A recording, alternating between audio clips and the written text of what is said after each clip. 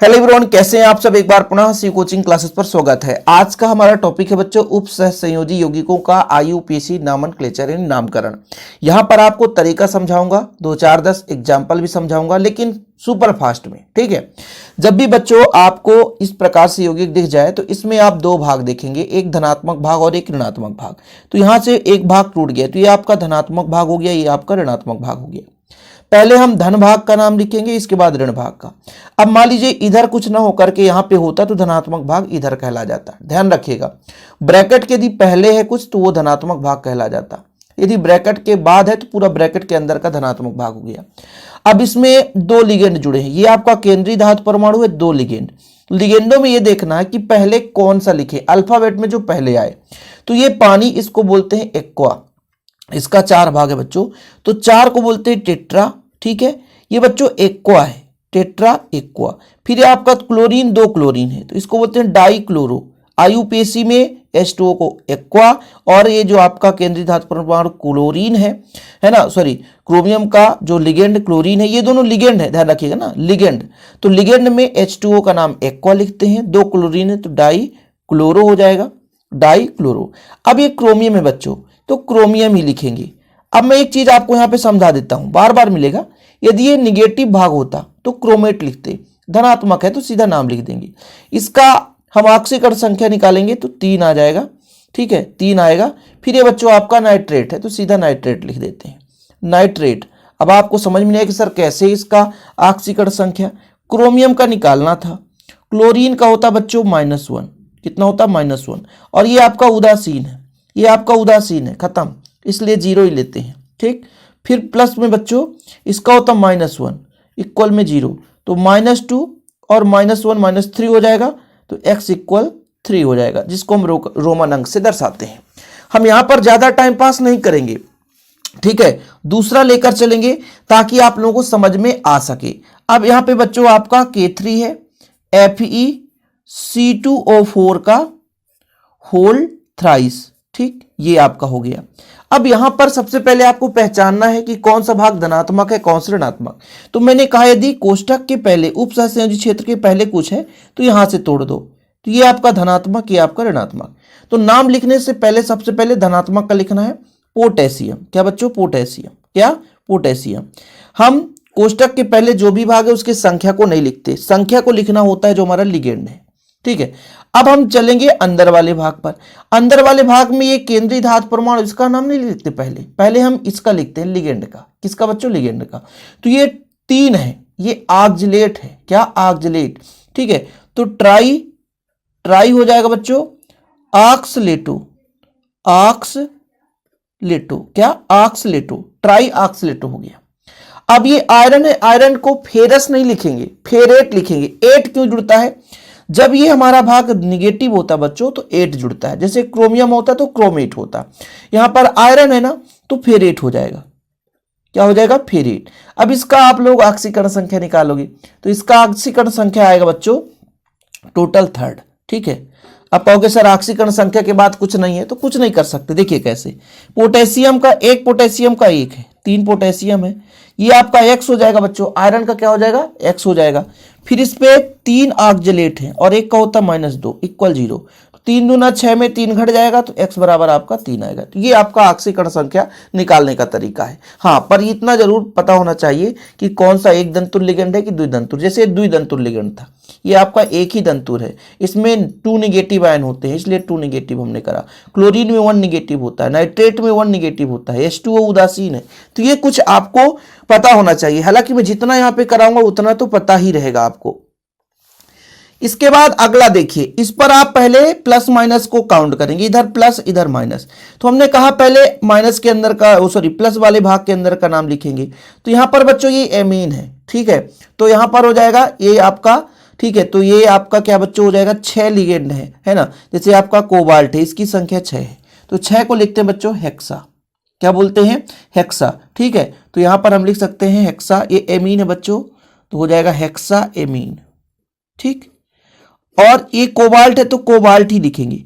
कहोगे सर 8 नहीं जुड़ेगा, नहीं, क्योंकि धनात्मक है, यहां पर ऋणात्मक था इसलिए फिर 8 जुड़ा, नहीं कोबाल्टेट हो जाता। अब इसका ऑक्सीकरण संख्या निकालो, उदासीन है इसका आपका थर्ड हो जाएगा, थर्ड।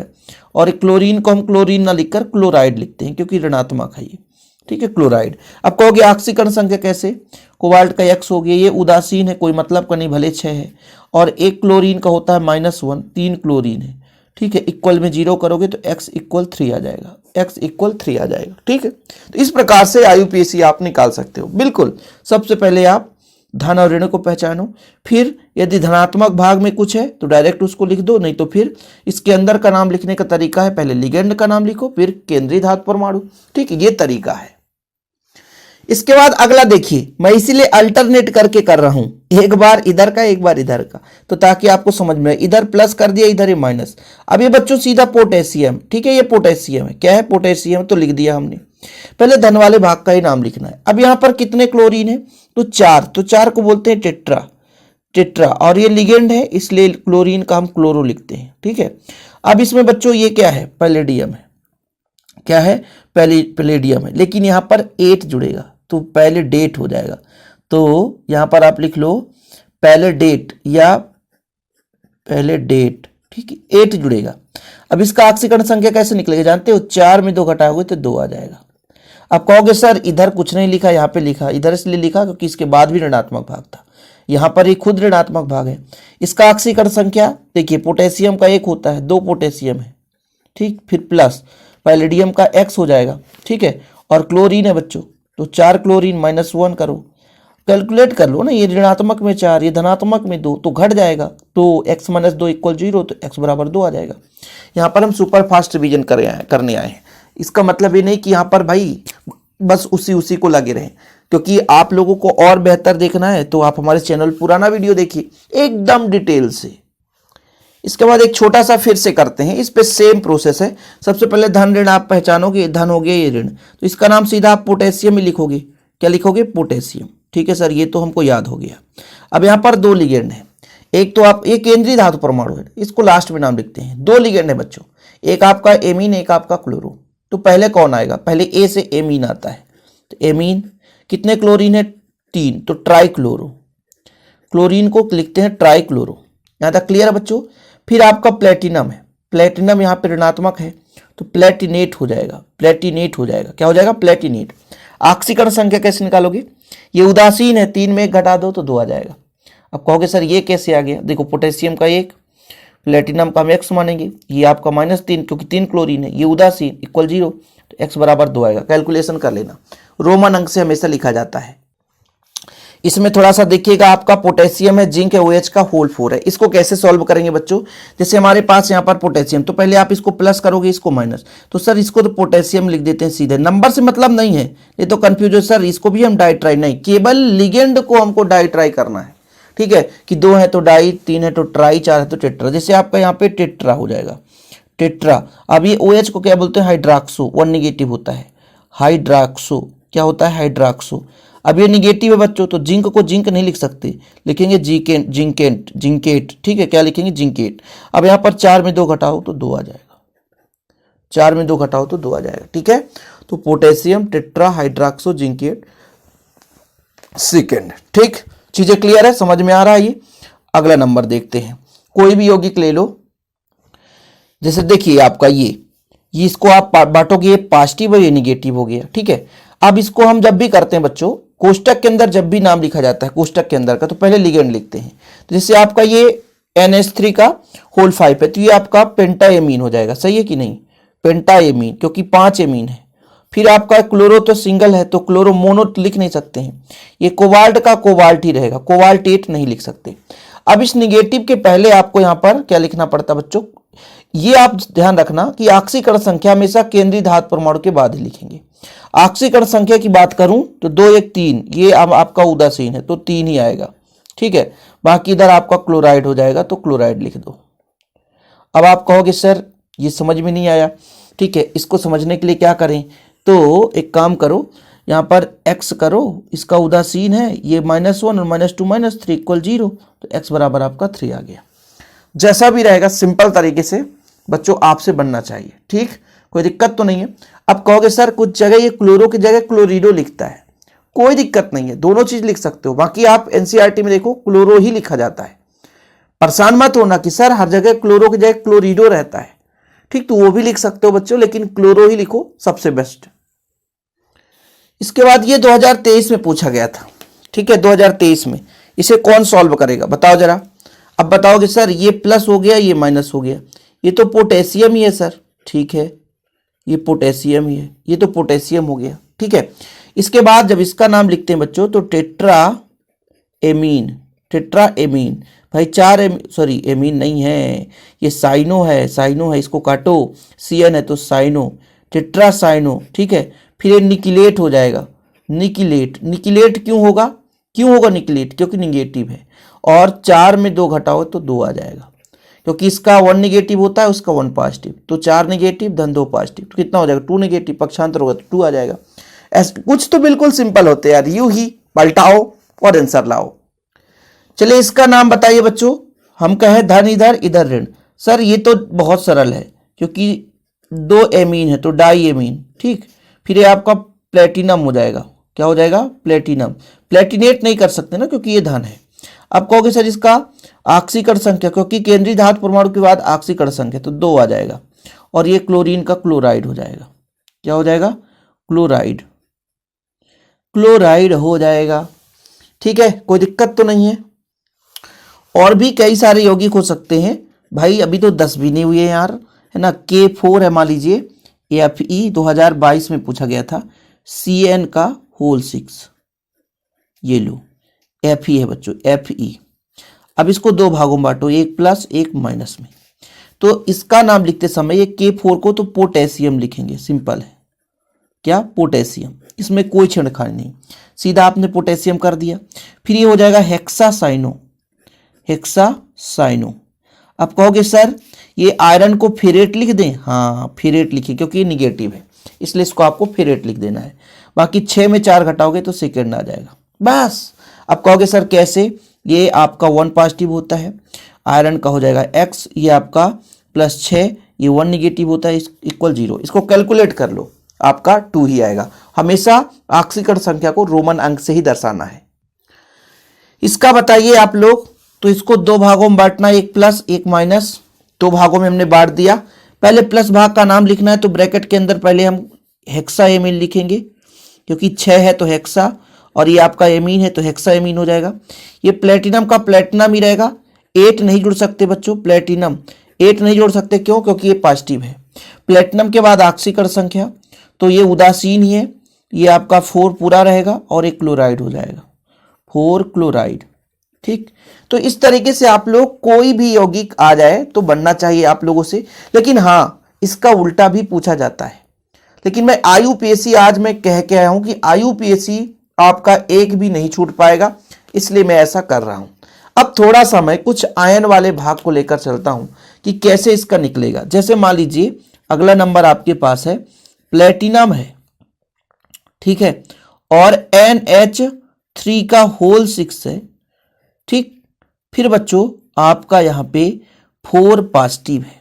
अब इसका कैसे नामकरण करेंगे, तो जब भी ऐसा आयन आपको दिख जाए तो नामकरण करते समय ये पहले से पता होगा पूरा का पूरा धन है, क्योंकि यहां पे पॉजिटिव चार्ज लग गया, ठीक है। तो ये धन है, इसलिए इसमें 8 तो जुड़ेगा नहीं, क्योंकि ये बता दिया कि ये पॉजिटिव है। तो यहां पर आप लिखोगे 6 एमीन है तो हेक्सा एमीन।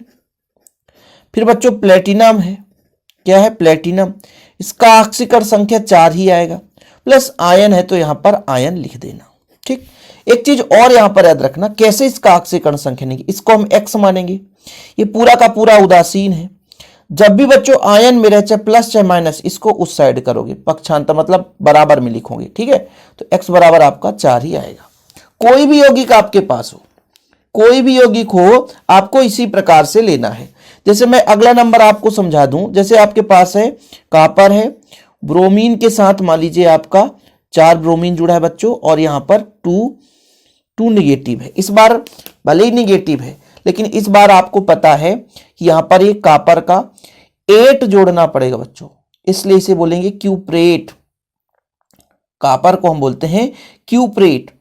कहोगे सर ये कैसे आ गया, भाई ये कॉपर का 8 जुड़ेगा तो क्यूप्रेट हो जाएगा। तो देखो 4 तो टेट्राब्रोमो, टेट्राब्रोमो क्यूप्रेट, क्यूप्रेट क्यों हो गया? क्योंकि निगेटिव आयन है। ऑक्सीकरण संख्या निकालोगे बच्चों तो कॉपर का x, इसका आपका 4 - 1 इक्वल में करके -2 करोगे तो ये 4 निगेटिव होगा, इधर जाकर प्लस हो जाएगा और घटेगा तो 2 आ जाएगा, है ना, ये हो जाएगा। और आयन है तो आप लोग आयन जरूर लिख देना, ठीक। तो ये बताएगा कि हाँ भाई आयन किस बात का प्रतीक है। इसके बाद इसको देखिए थोड़ा सा, ये प्लस हो गया, ये माइनस हो गया। अब आपको लगेगा कि सर ऐसा क्वेश्चन तो हम कर ही नहीं पाएंगे, लेकिन कुछ भी नहीं है।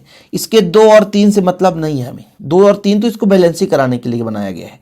आप ये समझो कि आपका NH3 है, कितने जुड़े हैं? 6, तो हेक्सा एमीन हो गया, ये तो हेक्सा एमीन हो गया। और ये कोबाल्ट है बच्चों, तो कोबाल्ट, हेक्सा एमीन कोबाल्ट, यहां तक तो फिलहाल कोई दिक्कत नहीं है कि हो गया हेक्सा एमीन कोबाल्ट, ठीक है। फिर इसका आप जब आयु वो निकालोगे, ठीक है, तो 2 निगेटिव है बच्चों, 2 निगेटिव है इसका। तो इसका निकालने के लिए हम आपको बताते हैं तरीका। जैसे मान लीजिए ये होल ट्वाइस है ना, तो इसको जब लोगे तो 2x लोगे बच्चों, ठीक है, 2 गुना है ना, और ये आपका उदासीन है, कोई मतलब का नहीं है। और ये हो जाएगा 3 गुना 6 माइनस का 6, क्योंकि 2 निगेटिव होता है, इक्वल 0, तो कैलकुलेट करोगे तो 3 ही आएगा, तो ये थर्ड हो जाएगा। बाकी भले 3 है, इसको सल्फेट तो सल्फेट ही लिखोगे। तो इस प्रकार से तो बहुत सारे यौगिक हैं यार, बहुत सारे यौगिक है। तो करने का तरीका बता दिया। लिगेंड याद करना आपकी जिम्मेवारी है। आप लोग हमारे चैनल पे सर्च कर सकते हैं, एक दंतुल लिगेंड है ना, या बहुदंतुल लिगेंड, हम सब कुछ कराए हैं। लेकिन IUPAC नॉमेनक्लेचर आपको कराने का मेन उद्देश्य ये रहता है कि आप तरीका समझ जाओ, ठीक है। तो ऐसे 15 क्वेश्चन कम नहीं होते हैं, हालांकि जरूरी नहीं कि ऐसे ही क्वेश्चन आए, लेकिन आप लोग यदि इतना सीख लिए तो आपके पास कोई भी साधन है, केसो सिंपल पेपर, परीक्षा अध्ययन या परीक्षा बोध, तो थोड़ा सा रिपीट कर लेना। उम्मीद करता हूं ये आपसे बन जाएगा। अब आप कहो कि सर इसका नाम का उल्टा करना सिखाओ, तो उस पर वीडियो ला दूंगा, लेकिन फिलहाल अभी IUPAC नॉमेनक्लेचर एग्जाम के पॉइंट ऑफ व्यू से तैयार करके जाना। फिलहाल इतना ही। जय हिंद, वंदे मातरम।